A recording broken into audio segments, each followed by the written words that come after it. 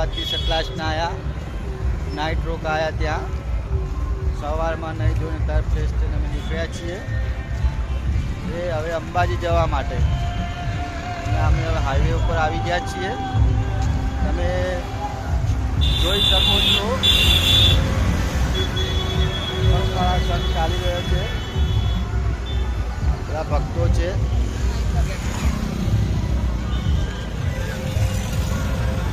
અમે અહીંથી હવે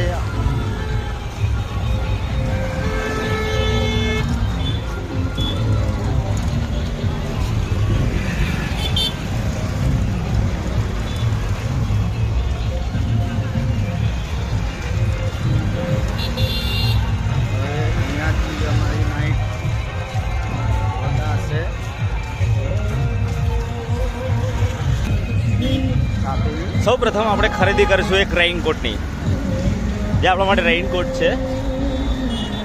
તો હું તમને બતાવું આપણો દેશી રેઇનકોટ. ઓકે,